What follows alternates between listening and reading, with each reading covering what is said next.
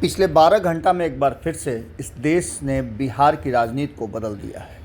आपको बता दें कि दिल्ली में हुई डील को लेकर के चर्चाएं खूब हो रही हैं और इतना जल्दी और त्वरित ये सब घटनाएं घट रही हैं कि आपको अंदाज़ा हो गया होगा कि कितना तेज़ी से 2024 हमारे करीब आ रहा है। एक बार फिर से हमें अपने फैसले सुनाने हैं और इस देश में नई सरकार बनानी है, लेकिन उससे पहले जो चीज़ें सामने आ रही हैं और जिस तरह से घटनाक्रम बदल रहे हैं वो काफ़ी कुछ कहानी कह रहे हैं। हमने आपको खबरों में बताया था, कल ही से हम आपको लगातार बता रहे हैं कि जीतन राम मांझी अपने पुत्र संतोष मांझी, जो कि उनके पार्टी के राष्ट्रीय अध्यक्ष भी हैं और पूर्व मंत्री हैं बिहार सरकार में, जिन्होंने इस्तीफ़ा दिया था और इस्तीफ़ा देने के बाद ये चर्चा शुरू हो गई थी कि वो एनडीए की तरफ जाएंगे। हालांकि उनके इस्तीफे के पीछे की कहानी बड़ा ही दिलचस्प है कि रोने को थे ही तब तक आंख खुद आ गई। हम इसलिए ये बात कह रहे हैं कि संदेह व्यक्त किया गया था आरसीपी सिंह पर कि आरसीपी सिंह भाजपा के स्पाई है और जदयू में रह करके भाजपा को मजबूत और जदयू को कमज़ोर कर रहे हैं। ये आरोप लगा करके उन्हें बाहर किया गया और उसके बाद से लगातार लोगों का आने जाने का सिलसिला जारी रहा। इसके बाद नंबर आया उपेंद्र कुशवाहा का, उन्हें भी बाहर का रास्ता दिखाया गया और वो भी ये कहा गया कि वो पार्टी में रह करके पार्टी विरोधी गतिविधियों में शामिल हैं। शुरुआत कहाँ से हुई थी ये सब कोई जानते हैं कि महात्मा फूले समता परिषद जो उन्होंने बनाई थी और उसके सदस्य थे वो, हालांकि उनके सहयोगियों ने उसे बनाया था और उसके सदस्य थे वो संरक्षक थे। तो ऐसी स्थिति में ये कहा जाने लगा कि वो पैरेलल संगठन खड़ा कर रहे हैं।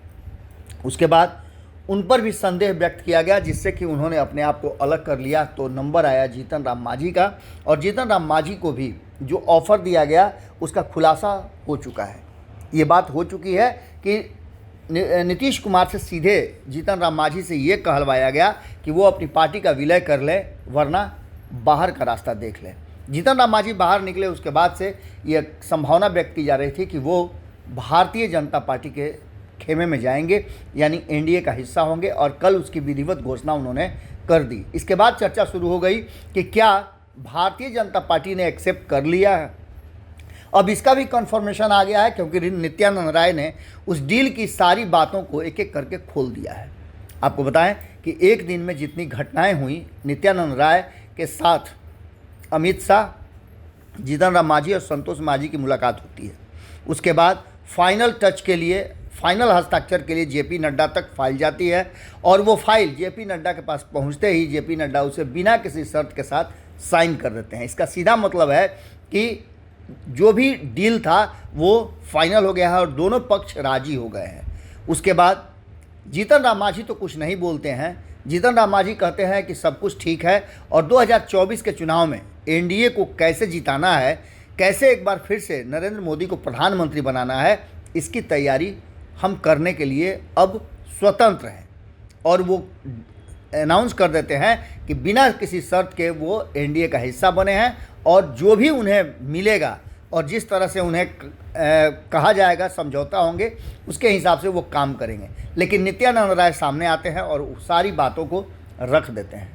एक एक बात को नित्यानंद राय ने रखा है और उससे ये स्पष्ट हो गया है कि जीतन राम मांझी को एक बड़ी जिम्मेवारी मिली है और संतोष मांझी का भी अब दिन बदलने वाला है।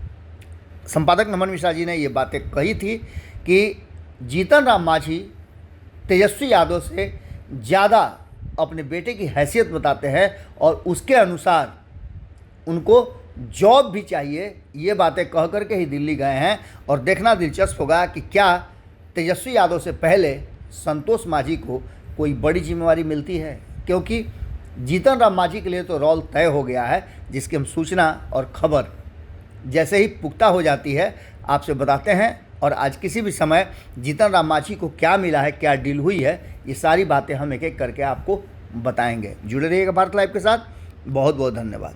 अगर ये वीडियो पसंद आई और वह बिहार के राजनीति और बिहारियत से सरोकार रखेनी तो सब्सक्राइब बटन दबा के चैनल के सब्सक्राइब कर ली।